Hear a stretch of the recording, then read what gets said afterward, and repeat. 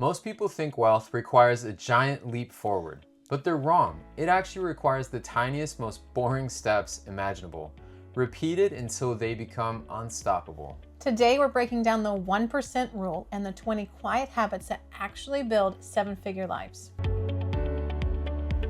So if you search millionaire habits on YouTube right now, you're gonna find lots of videos about cold showers at 4 a.m. and grinding 18 hours a day. And so if that works for you, that's great. More power to you. Yeah, not something we're gonna do.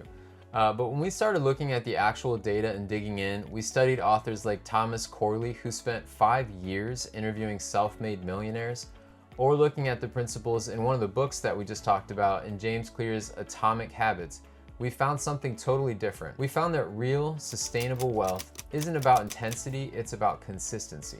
Exactly. It's not about doing one massive thing right. It's about doing 20 small, tiny little things a little bit better than everyone else every single day. So this brings us to the core concept of today's video, the 1% rule. So the math here is simple but deceptive. If you improve by just 1% every single day for a year, you don't end up 365% better like you would think. Because of compounding, you end up 37 times better at the end of the year. But the inverse is also true. If you get 1% worse every day, you decline nearly down to 0. So the gap between those two outcomes, the person who improves 1% and the person who declines 1%, is what we call the Millionaire Gap. So today we've curated the 20 highest leverage habits based on data and biographies of the wealthy that you can apply that 1% rule to. We've broken them down into 4 pillars: the morning reset, the financial framework, deep productivity, and continuous evolution. Okay, let's start off about talking about the morning. Now, before you roll your eyes, we aren't prescribing that 4 a.m. wake up call. You could probably tell by our reactions that we're not doing that. We had 4 kids, so we have had to do that. But the data here is undeniable. Self-made millionaires almost universally control their mornings, so their mornings don't control them. The goal isn't just waking up early. The goal is proactive versus reactive living. Habit number 1, the profit hour wake up. So let's talk about what that is. Thomas Corley found that nearly 50%, so half of the self-made millionaires out there, wake up at least 3 hours before their workday actually begins. But it's what they do with that time that matters, not necessarily the time that they did.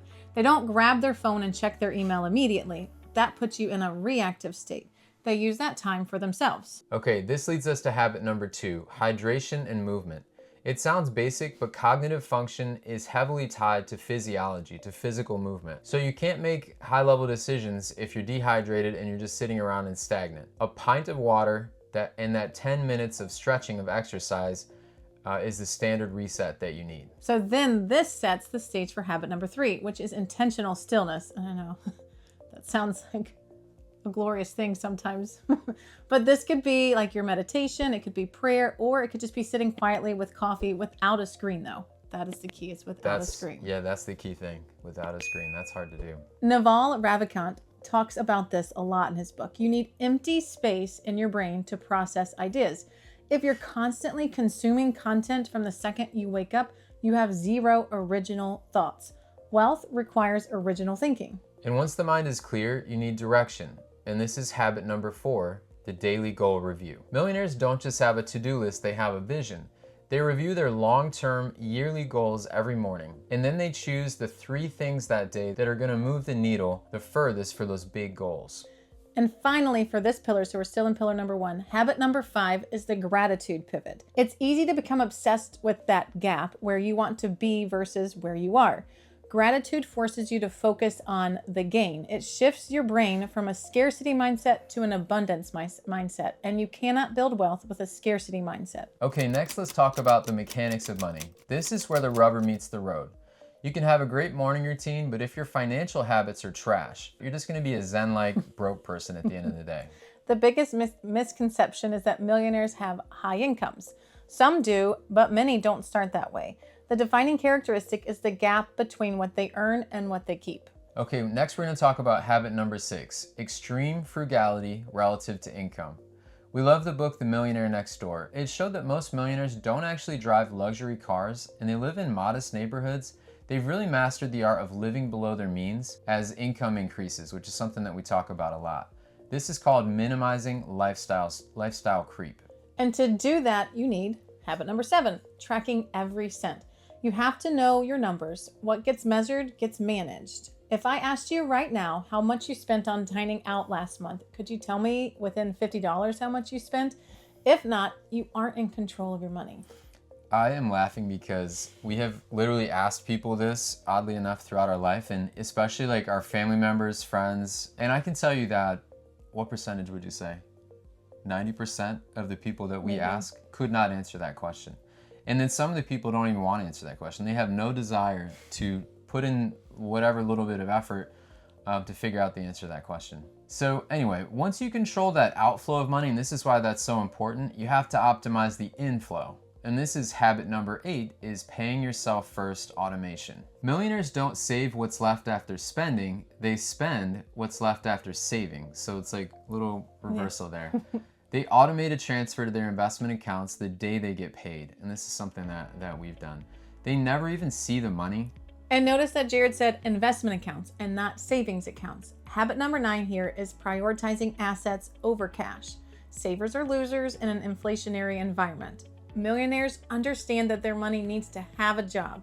It needs to be out there working, buying stocks, real estate, or building businesses. This brings us to the defensive habit, habit number 10, the avoidance of consumer debt. They understand the math of interest. They want to be on the receiving end of compound interest, not on the paying end. So if you're paying 24% APR on credit card debt for clothes that are depreciating in your closet, you're definitely fighting a losing mathematical battle there. So we have the mindset and we have the financial structure. Now, how do they actually get work done? There's a big difference between being busy and being productive. Most people are busy. Very few people are actually productive. So habit number 11 here is the deep work block. This comes from Cal Newport. The highest value task in the modern economy requires intense, unbroken concentration. Millionaires block out 2 to 4 hours a day where they are completely unreachable. No email, no text messages, no pings, no nothing. The phone is in another room. So to protect that time, you need habit number 12, the ruthless no. Warren Buffett, one of our favorite investors, said the difference between successful people and really successful people is that the really successful people say no to almost everything. That seems like very hard to do. For most people, I think. Yeah. It's like saying no. I mean, maybe for some people, but for me, I feel like I usually just say yes because I feel like I'm a yes girl. I guess I'm a no man. Man, I don't know. If that's the thing. Yeah, I kind of err on the side of... Well, it's because I've been trying to, learn and like internalize this stuff. Yeah. So every time you say yes to something mediocre, you're saying no to something great. Millionaires guard their time more jealously than their money.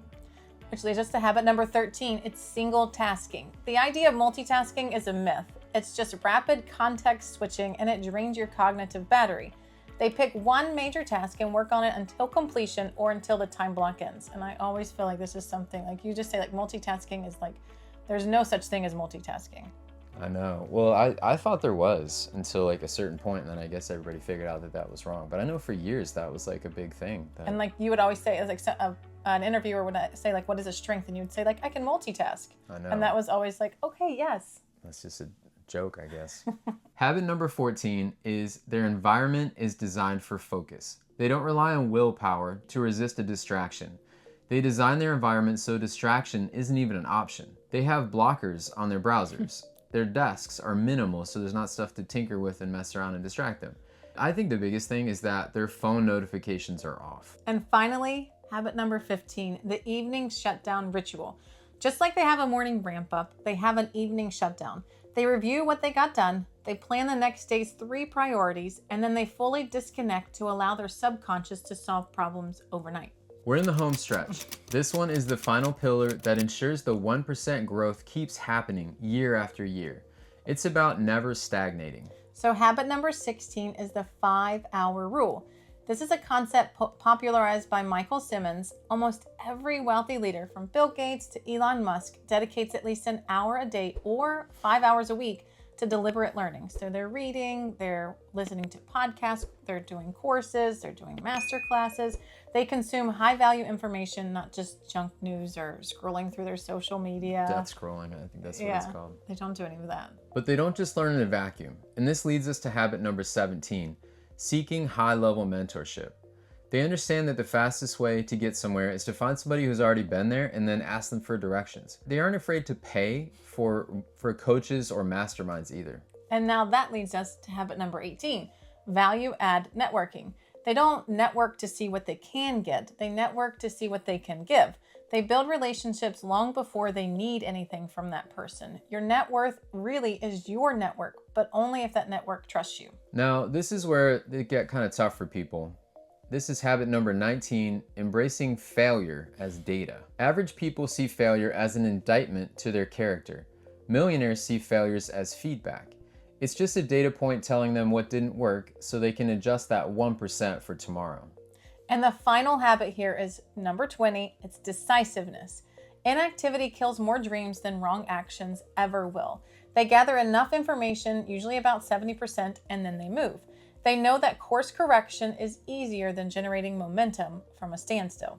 Okay, guys, that was a lot, and we just threw 20 habits at you in under 20 minutes. And here's the most important thing that we're going to say this entire video. Do not try to do all 20 of these tomorrow. You might make yourself go insane. That is the opposite of the 1% rule. That's trying to do the 100% leap. If you try to overhaul your morning, your finances, and your productivity all at once, you'll burn out in a week. The more 1% approach to this would be to pick one habit from this list that really resonated with you. And maybe that's the 20% automatic investing. That would be a great one to start with if you guys haven't already started doing that. And maybe it's the profit hour wake up. That's something to think about too. So pick one, commit to it for 60 days until it's automatic, until it's boring. Once it's locked in, then you come back to this list and pick number 2. It's the same thing with kind of creating habits in your life. If you do it for a consecutive number of days, it's just going to become something that you always do, and it'll just become part of your routine that you always do.